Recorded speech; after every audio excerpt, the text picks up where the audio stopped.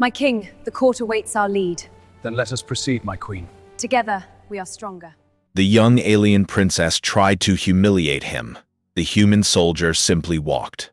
The grand hall of the Valdrin Imperial Palace stretched like a cathedral of crystal and light.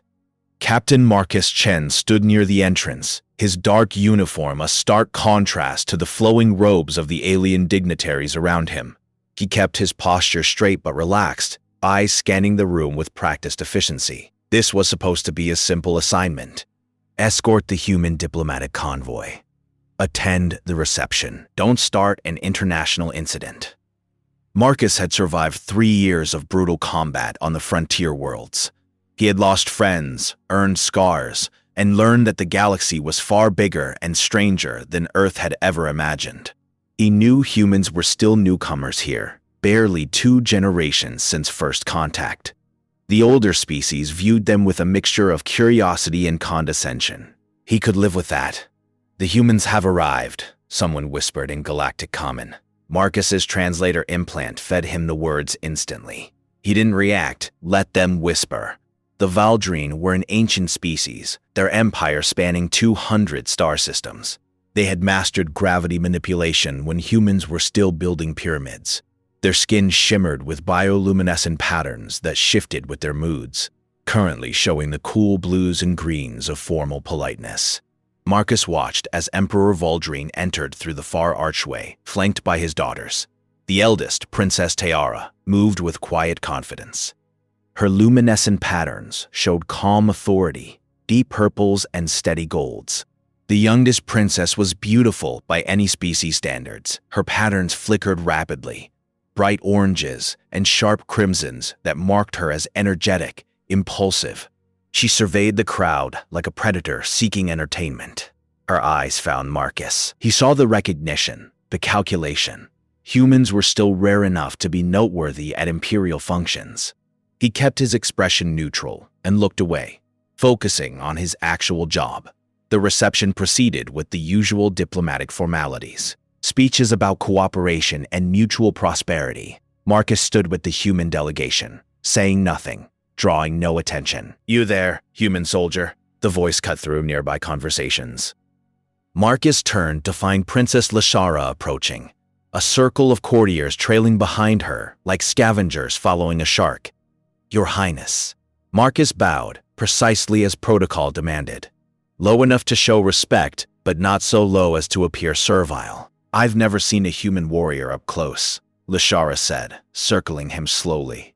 Her patterns flashed with amusement, bright yellows mixed with mocking reds. "So these are the famous survivors of Earth, the species from the Death World." This wasn't a question requiring an answer. "Tell me," she continued, her voice carrying across the hall. Other conversations began to fade as attention shifted toward them. "Is it true your people only live for 100 years? How does it feel, knowing your entire existence is barely a moment compared to ours?" "We make the most of the time we have, Your Highness," Marcus replied evenly. Lashara laughed, a sharp, crystalline sound. "How charmingly primitive. And these marks on your face? Are these the scars I've heard about? Do human bodies really damage so permanently? How unfortunate that your medical science can't fix such simple tissue damage." Marcus felt the weight of dozens of eyes. The courtiers watched with barely concealed anticipation. The human delegates stood frozen, unable to intervene without causing a diplomatic incident. This was a test. Marcus had seen variations of it before. "Our scars remind us of what we've survived, Your Highness," he said, calmly. "Or they remind everyone else of your fragility." Lashara's patterns pulsed with cruel delight. "I've studied your military tactics. So much aggression, so much bluntness. Do you know what we call human strategy? Throwing rocks until something breaks." She paused for effect. "And usually, what breaks is the humans." The courtiers tittered appreciatively. Marcus thought of Lieutenant Sarah Kim, who had died covering their squad's retreat on Proxima. 7. He thought of Corporal James Wright, who had held a breach against impossible odds so civilians could evacuate. He thought of all the names on the memorial wall back at Earth Command. Their sacrifices meant something. This princess's words did not. "Your Highness is most observant," Marcus said, his voice utterly neutral. He bowed again, the same precise angle as before. "If you'll excuse me." He turned and walked toward the exit. The hall went silent. Princess Lishara stood frozen, her patterns flickering in confusion, jagged whites and shocked silvers. "I didn't dismiss you." Marcus paused at the doorway and looked back. "My apologies, Your Highness. I assumed our conversation had concluded. Is there something else you required?" The question was perfectly polite, perfectly respectful, and completely disinterested. Lishara's patterns flared bright red, pure anger. "You dare walk away from me? I serve the diplomatic mission, Your Highness, not individual entertainment." Marcus bowed once more. "Good evening."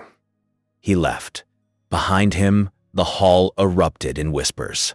Near the throne, Princess Tiara's pattern showed something unusual, a deep, thoughtful amber that might have been respect. And Princess Lishara stood in the center of the hall, surrounded by her courtiers, experiencing something she had never felt before. She had been ignored. Marcus walked through the palace corridors toward his quarters, his face expressionless. Tomorrow, he would file a report. The day after, this assignment would end. He could endure anything for 2 more days. Behind him, in the grand hall, Princess Lishara was already planning their next encounter. The human had embarrassed her in front of the entire court. She would make him regret it. Marcus woke at dawn, following the routine that had kept him alive through 3 years of combat. Exercise, shower, review mission parameters, stay focused. The diplomatic reception had been 2 days ago. In 3 more days, the human delegation would depart. Marcus planned to spend those days doing his job quietly and professionally. The galaxy had other plans. "Captain Chen, you've been requested at the Imperial Gardens for a security consultation." His communication device chimed. Marcus frowned. Security consultation? That wasn't on today's schedule. But orders were orders. He dressed in his formal uniform and headed to the gardens. The Imperial Gardens were breathtaking. Floating platforms covered in alien flowers that sang in ultrasonic frequencies. Water flowed upward in elegant spirals, defying gravity through Valdrine technology. Princess Lishara stood on the central platform, surrounded by her usual entourage of courtiers. Marcus's instincts immediately warned him. This was a setup. "Ah, the human soldier arrives," Lishara announced as he approached. Her bioluminescent patterns showed aggressive yellows and oranges. "I requested you, specifically. I've been hearing stories about human warriors, and I wanted to see the truth myself." "Your Highness, I was told this was a security matter," Marcus said carefully. "It is. I want to test whether humans are truly as formidable as the stories claim." She gestured to a combat circle marked on the platform. "A simple sparring match." "Surely you're not afraid?" Marcus looked at the circle, then at the dozen courtiers holding recording devices. This would be broadcast across the Empire. If he refused, humans would be labeled cowards. If he fought and won, he'd humiliate a princess. If he lost, humanity would be mocked. There was no winning move.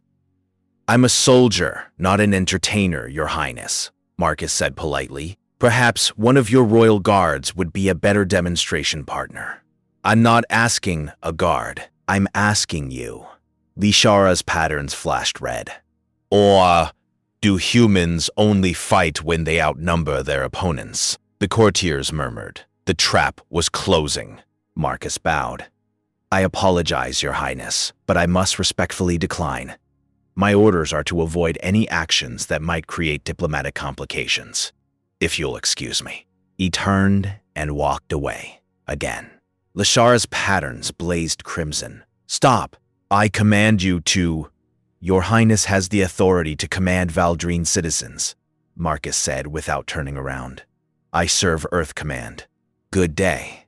He left Princess Lishara standing in her combat circle, fists clenched, while her courtiers stood in shocked silence. Over the next 2 days, the encounters continued. At a military exhibition, Lishara loudly criticized human weapons as crude and inefficient while standing near Marcus. He simply took notes on Valdrine technology and ignored her commentary. At a formal dinner, she arranged for him to be seated at a table where the conversation focused on humanity's primitive culture. Marcus ate politely and said nothing. In the palace library, she accidentally knocked over his datapad while making another mocking remark about human lifespan. Marcus picked it up, checked for damage, and moved to a different section. Every attempt to provoke him failed. Every insult bounced off like rain against armor. The imperial court began to notice. Some found Marcus's restraint admirable. Others whispered that he was simply too afraid to respond. But everyone was watching. On the fourth evening, Marcus was reviewing departure protocols in his quarters when his door chimed. He opened it to find Princess Tiara, the elder princess, standing alone in the corridor. "Your Highness," Marcus immediately bowed. This was unusual. Royal family members didn't visit foreign officers privately. "May I come in, Captain Chen? I promise this isn't another of my sister's games." Marcus stepped aside. Tiara entered, and her bioluminescent patterns showed serious purples and concerned blues. "I came to warn you," Tiara said quietly. "My sister is fixated. She's not accustomed to being dismissed." "I haven't dismissed her, Your Highness. I've simply maintained professional boundaries." To Lashara, that's the same thing. Tiara's patterns rippled with something like sympathy. She's the youngest of 5 children. She spent her entire life being told she's special, important, deserving of attention. When people disagreed with her, she learned to cut them down with words. It always worked. "Until it didn't," Marcus said. "Exactly." Tiara studied him carefully. "You're not the first person she's targeted with her cruelty, but you're the first who simply walked away. The others either cowered or fought back. Both responses entertained her. Your indifference? That's new. That's unbearable to her. I'm leaving in 2 days, Your Highness. Surely she can entertain herself with someone else after that." Tiara's patterns flickered with something that might have been sadness. "I wish it were that simple. Captain, my sister has requested that my father extend your assignment. She wants you assigned as her personal security detail for an upcoming diplomatic mission." Marcus felt ice in his stomach. What mission? Treaty negotiations with the Scaran clans on Keth 7. It's a dangerous assignment. The Scarans are militaristic and unpredictable. Normally, we'd send experienced royal guards. Teyra paused, but Lashara specifically requested a human soldier. She told our father it would demonstrate the Empire's inclusive cooperation with newer species. But the real reason? She wants more opportunities to break you. Tiara's pattern showed regret. My father sees through her game, but he can't refuse without political complications. And frankly, he thinks some time in actual danger might teach my sister humility. "When do we leave?" 3 days. I'm sorry, Captain. For what it's worth, I respect how you've handled this situation. Not many people would show such restraint. After Tiara left, Marcus sat in his quarters, looking at the star map on his wall. Earth was so far away, a tiny blue dot in a galaxy full of ancient empires and complicated politics. He thought about requesting reassignment, but that would mean abandoning his post, and Marcus had never abandoned anything in his life. If Princess Lashara wanted to play games, he'd continue doing what he did best, his job. 3 days later, Marcus boarded the diplomatic ship bound for Kethoff 7, his small bag of belongings over one shoulder. Princess Lashara was already aboard, her patterns glowing with triumphant reds and golds. She thought she'd won. Marcus simply found his quarters, unpacked his gear, and began reviewing files on Scaran culture and security protocols. The game had changed, but Marcus wasn't playing. The diplomatic ship descended through the orange atmosphere of Keth 7. Marcus stood in the observation deck, studying the planet below. Harsh terrain, thin air, volcanic activity creating constant seismic tremors. The Scarans had evolved here, and it showed in their culture. They respected strength, despised weakness, and viewed diplomacy as another form of combat. "Enjoying the view, Captain?" Marcus turned to find Princess Lashara approaching. Her patterns showed bored yellows. They'd been traveling for 4 days, and she'd attempted to provoke him at least twice daily. Each time, he'd responded with professional courtesy and nothing more. Familiarizing myself with the environment, Your Highness. Standard security protocol. Always so boring. Lishara moved beside him, looking out at the planet. Tell me, do you ever feel anything? Or did your death world strip that away too? Marcus didn't respond. He'd learned that silence frustrated her more than any words could. The Scarans are going to eat you alive, she continued. They mock weakness, and your restraint? They'll see it as cowardice. Perhaps, Marcus said simply. Lishara's patterns flashed with irritation. Before she could say more, the ship's captain announced their landing approach. The Scaran greeting party waited at the landing platform. They were massive beings, nearly 8 feet tall, covered in rocky, scale-like armor that was part of their natural biology. Their leader, Chieftain Crocs, stood at the front, his posture aggressive and challenging. The Valdrin Princess, Crocs growled in galactic common. His voice sounded like grinding stones. We welcome you. Prove you are worthy of our time. Lishara's patterns shifted to formal purples and golds, diplomatic mode. Chieftain Krax, the Valdrin Empire honors your... Words mean nothing here, Krax interrupted. Action speaks. Strength speaks. What can you offer us except pretty lights and soft skin? The Scaran warriors behind Krax were armed and tense. This wasn't just diplomatic posturing. This was a test. Lishara's patterns flickered with barely controlled anger. Being interrupted was an insult she wasn't accustomed to. The Empire offers technology, trade routes, and military alliance against thee. We have strength. We have warriors. Why do we need alliances with those who hide behind words? Krax stepped closer. Your kind breeds weakness. Your empire grows soft. Marcus noticed the subtle shift in the Scaran positions. They were encircling, establishing dominance. Standard predator behavior. Your Highness, Marcus said quietly. Step back, please. What? Lishara turned to him, patterns flashing confused whites. 3 steps back. Now. Something in his tone made her obey without thinking. The moment she moved, Marcus stepped forward, placing himself between the princess and the Scaran chieftain.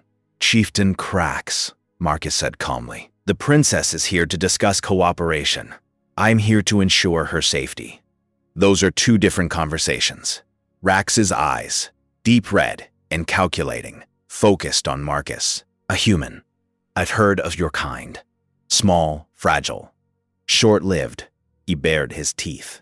Delicious when roasted properly. Perhaps, Marcus said without emotion, but difficult to catch. A ripple of interest passed through the Scaran warriors. Krax's expression shifted slightly. Was that respect? We shall see, Krax said finally. Come, we have prepared demonstrations of Scaran strength. Then we talk.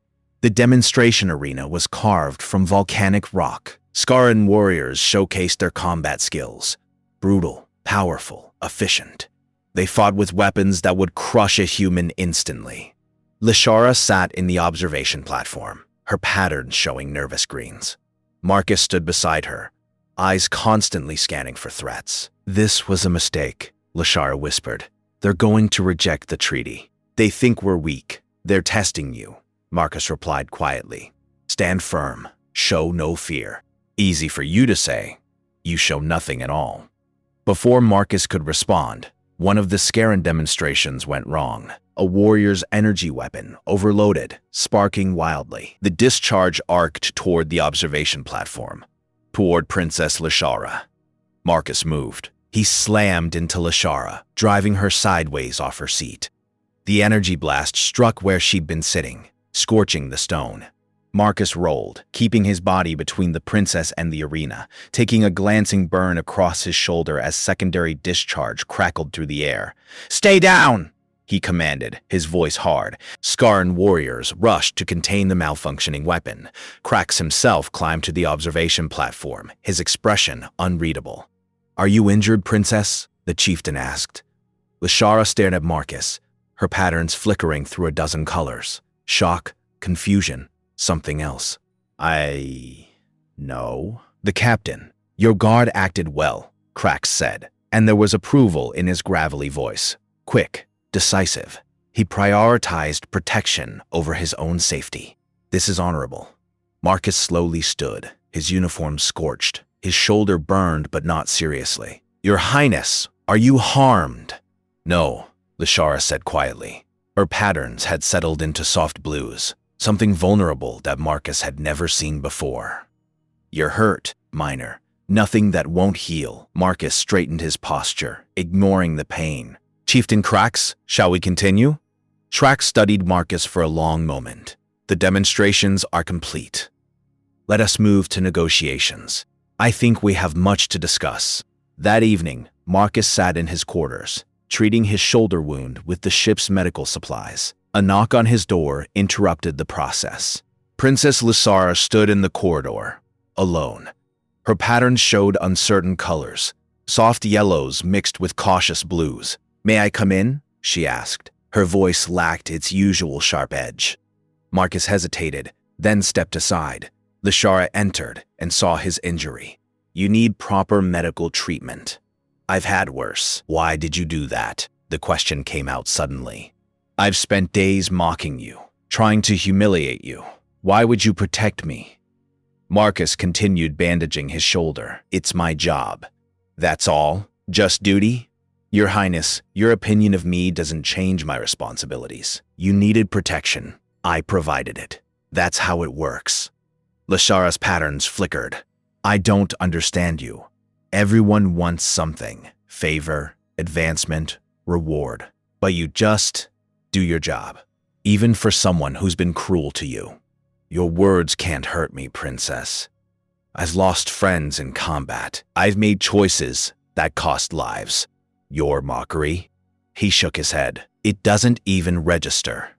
For the first time since they'd met, Lishara had no response. A sudden alarm shattered the moment, warning sirens echoing through the compound. Security breach, Marcus said immediately, grabbing his weapon. Stay behind me.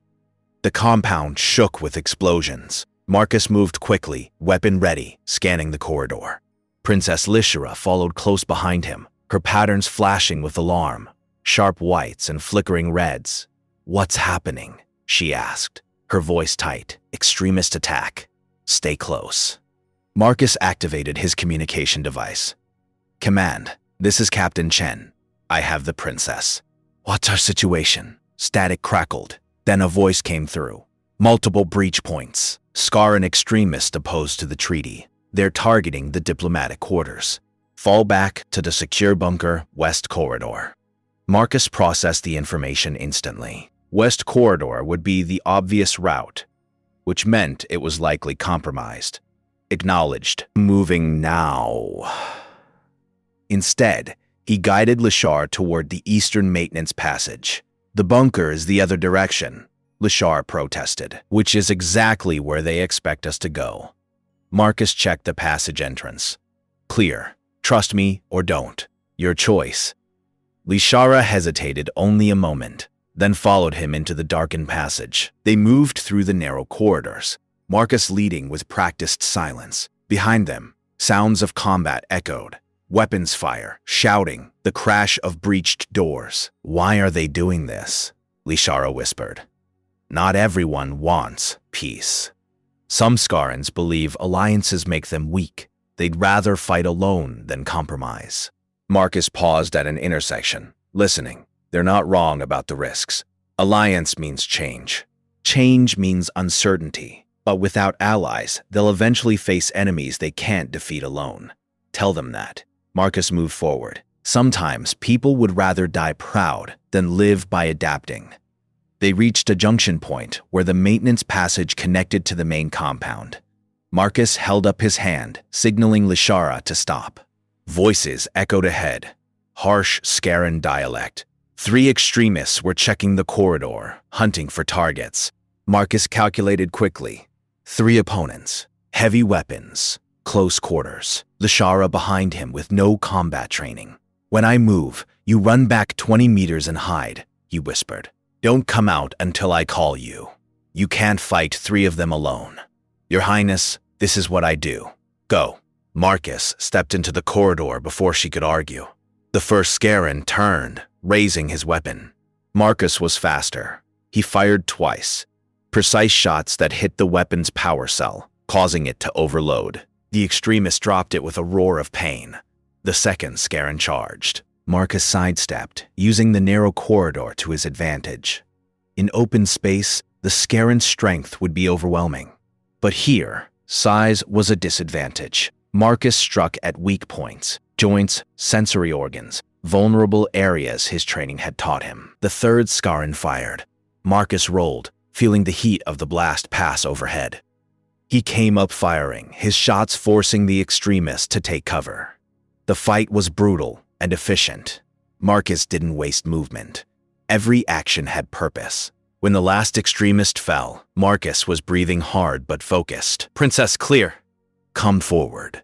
Lishara emerged from the shadows, her patterns showing shocked purples.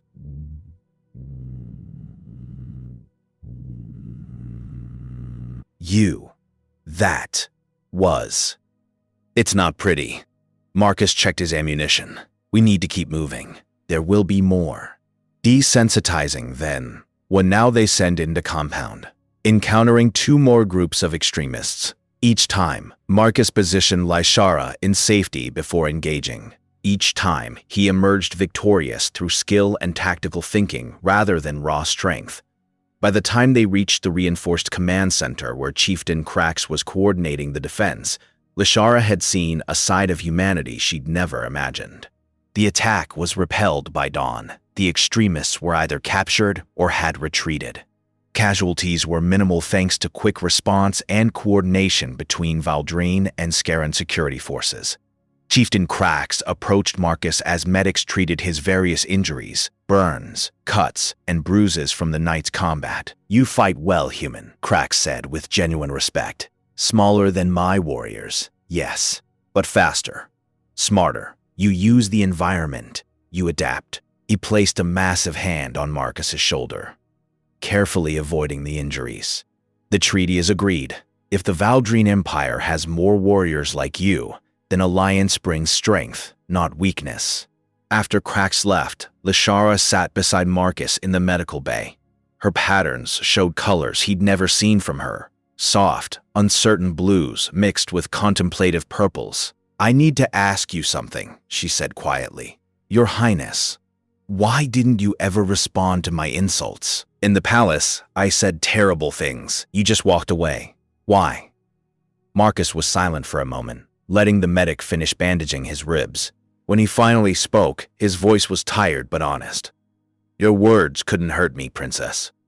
I've lost people I loved. Lieutenant Kim died covering our retreat while I watched. Corporal Wright held a position he knew was death so civilians could escape. I've made decisions that got good soldiers killed." He looked at her directly. "Your opinion of my species or my scars, that's not even on the list of things that keep me awake at night." "Unclean." Lishara's patterns flickered. "Then why did you take this assignment? Why protect someone who treated you so badly?" "Because protecting people matters. Even people who don't particularly like me. That's the job. That's what I signed up for. I don't understand. Everyone wants something. Praise, advancement, reward. But you just serve. Someone needs protection, I provide it. Someone needs saving, I do my best. The universe doesn't care about my feelings, so I focus on what I can control, my actions." Finally, she spoke, her voice barely above a whisper. "I've spent my entire life being told I'm important because of my bloodline, because of my father's throne, because of my title." Her patterns showed something raw and honest. "You're the first person who ever treated me like I was just ordinary." "You're not ordinary, Princess." Marcus leaned back, exhausted. "But your title doesn't impress me. If you want respect, earn it through who you are, not what you were born as." No one had ever been so brutally honest. "I wanted to hurt you," Lishara admitted. "I wanted to make you feel small because you made me feel invisible. I've spent my life cutting people down with words. It always worked. Until it didn't." "Until it didn't," she agreed. Her pattern shifted to something like shame. "I'm sorry, Captain Chen. For everything.com. Marcus nodded once. Apology accepted. They sat in silence as the sun rose over Keith. 7. Two very different people who had finally begun to understand each other. The diplomatic ship was halfway back to the Valdrine homeworld when the emergency message came through. Marcus was reviewing his mission report when alarms blared across every deck. "All personnel, priority alert," the captain's voice announced. "The capital is under attack. Military coup in progress. Emperor Valdrine is besieged in the palace. We're the closest ship. Changing course immediately." Marcus dropped his data pad and ran toward the bridge. Princess Lishara was already there, her patterns flashing with panicked whites and reds. "My father," she whispered. "Tiara, my family." "Princess, the situation is unclear," the ship's captain said carefully. "We don't know the full extent. How long until we arrive?" Marcus interrupted. 4 hours at maximum speed." "Your Highness, my assignment was to protect you during the diplomatic mission. That mission is complete. I should evacuate with the other off-world personnel." Lishara's patterns flickered through a dozen emotions. She looked at Marcus, really looked at him, and he saw her thinking, calculating, remembering the past days. "Captain Chen," she said, and her voice was different. Not commanding, not mocking, asking, "Will you help me save my not because you have to, not because it's your job, but because I'm asking you, please." Marcus studied her face. This wasn't the spoiled princess who had mocked him in the grand hall. This was someone who had finally learned to ask instead of demand. "On one condition," Marcus said. "Anything. You listen to tactical advice. No arguments, no questioning. If I tell you to move, you move. If I tell you to hide, you hide. Can you do that?" Lishara's patterns showed determined golds. "Yes, I can." "Then I'm in." Smoke rose from 3 districts. The palace was surrounded by rebel forces, nearly 2,000 soldiers loyal to Duke Varin, the emperor's ambitious younger brother. Princess Tiara had managed to hold the palace with 500 loyal guards, but they were outnumbered and running out of time. The rebels had given an ultimatum: surrender the emperor by dawn, or they would storm the palace and kill everyone inside. Marcus, Lishara, and a small team of Valdrine security personnel huddled in a command post near the palace perimeter. Tiara's face appeared on the communication screen, her patterns showing exhausted blues and determined purples. "Lishara, thank the stars you're alive," Tiara said. "Don't try to reach us. The palace is completely surrounded. We're negotiating surrender terms to spare father's life." "No," Lishara said firmly. "We're coming for you. You'll never breach their lines." Marcus leaned forward. "Princess Tiara, are the ancient maintenance tunnels still accessible? The ones beneath the east wing? How do you know about those? Your sister mentioned she explored them as a child. Are they still open?" "They should be, but they're unmapped, dangerous, and they haven't been used in decades." Tiara paused, understanding dawning. "You're serious. We don't need perfect. We need possible." Marcus pulled up palace schematics. "If we can get inside, we can coordinate a defense from within. Your guards know the palace better than the rebels. We use that advantage. I remember the entrance. I used to sneak out through there when I was young. There's an access point near the eastern gardens. It's hidden behind the old statue of Empress Vara." "The rebels won't be watching it," Marcus agreed. "They're focused on the main entrances. If you can reach father and hold the throne room until morning, reinforcements from the 3rd Fleet will arrive. They're 6 hours out. We go now." The infiltration team was small: Marcus, Lysera, and 4 Valdrine Special Forces soldiers. They moved through the darkened city streets, avoiding rebel patrols. Lishara led them to the hidden entrance. The statue was covered in decades of growth, but behind it, exactly as she remembered, was a narrow opening into the underground tunnels. "It's going to be dark and tight," Lishara warned. "I haven't been down here in 15 years. "You remember the way?" Marcus asked. "I think so. The main tunnel runs north for about half a mile, then branches. We take the western branch to reach the palace foundations." They descended into darkness. Marcus activated a light stick, and the pale glow revealed narrow stone passages carved centuries ago. Water dripped from somewhere above. The air was stale and cold. Lishara moved with surprising confidence. occasionally pausing to remember the correct path. Marcus followed close, weapon ready, scanning for any threats. There, Lashara pointed. That passage. It leads up into the palace storage levels. They climbed through the narrow shaft, emerging into a dusty storage room filled with old furniture and forgotten artifacts. Above them, they could hear shouting and the sound of weapons fire. Marcus activated his communicator. Princess Tiara, we're inside. What's your position? Throne room, east side. But Captain, the rebels have breached the outer defenses. They're coming through the main halls. We have maybe 10 minutes before they reach us. Hold position. We're coming to you. The team moved through the palace corridors with military precision. They encountered 2 rebel patrols. Marcus's team eliminated them quickly and quietly. No alarms, no warnings. When they reached the throne room, Emperor Valdrine stood at the center, surrounded by exhausted guards. Tiara commanded the defense, her patterns blazing with fierce determination. Father! Lashara rushed forward. The Emperor's patterns showed shock, then relief, then pride. My daughter, you shouldn't have come. I'm exactly where I should be. Lashara turned to Marcus. Captain, what's our defensive strategy? Marcus quickly assessed the throne room. The rebels expect you to defend statically. Instead, we're going to use the palace layout against them. Princess Lashara, you know this palace better than anyone. I need you to identify choke points, alternate routes, and defensible positions. The next hour, they prepared. Lashara's intimate knowledge of the palace, every hidden passage, every secret door, every shortcut, became their greatest weapon. Marcus coordinated the defenses, using human guerrilla tactics combined with Valdrine technology. When the rebels finally stormed the throne room, they found it empty. The defenders had relocated to a more defensible position, using the palace's architecture to their advantage. The battle lasted through the night. The rebels had numbers, but Marcus's team had knowledge and strategy. Lashara moved through the palace like she'd been born for this, directing troops, identifying threats, and using her childhood memories to outmaneuver the attackers. At one point, a rebel squad cornered Marcus. Lashara appeared from a hidden passage, leading reinforcements. We're even now, she said, her patterns blazing with fierce satisfaction.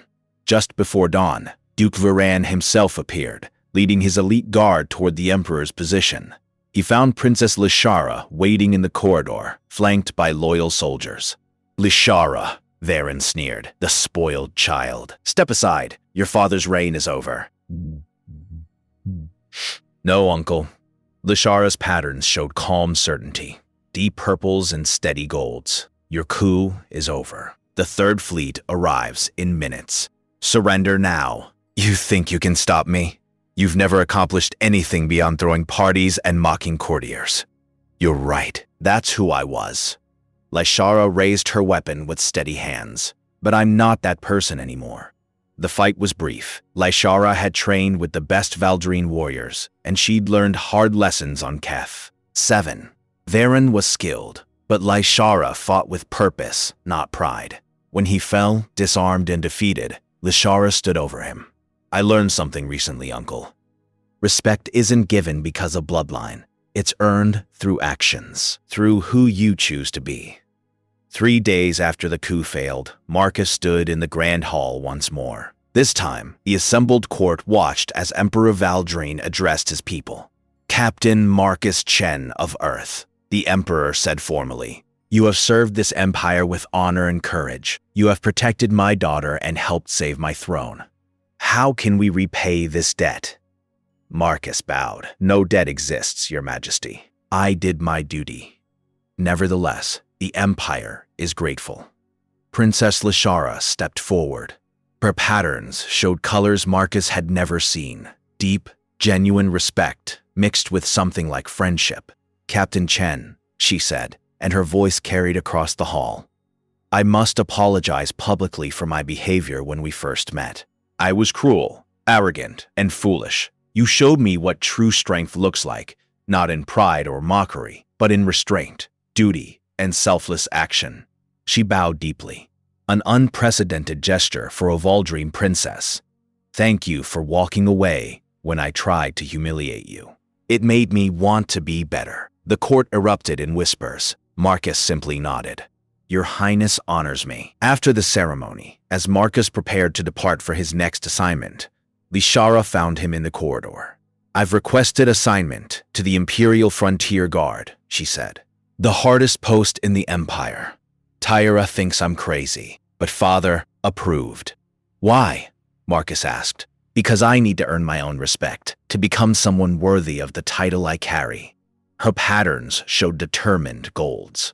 You taught me that. Marcus smiled, rare for him, but genuine. Then I expect to hear great things about Commander Lishara. I hope so. She extended her hand, a human gesture she'd learned. Perhaps our paths will cross again, Captain. Marcus shook her hand. Perhaps they will, Your Highness. Desensitizing package at his new posting. Inside was a military commendation from the Valdrine Empire and a personal note written in careful galactic common. Captain Chen, successfully completed my first independent frontier operation. Negotiations with the Tharos colony were tense, but I remembered your lessons. Stay calm, focus on the mission, earn respect through actions. It worked. The colony elders said they'd never met a Valdrine royal who listened more than she talked. I told them I'd learned from the best. Thank you for walking away. It made me follow. With respect, Commander Lishara Valdrine. Marcus folded the note carefully and placed it in his personal effects. Then he returned to his duty roster. There was always more work to be done, and perhaps, somewhere in the vast galaxy, a young princess was learning the same lesson. That true strength came not from the title you were born with, but from the person you chose to become. The end.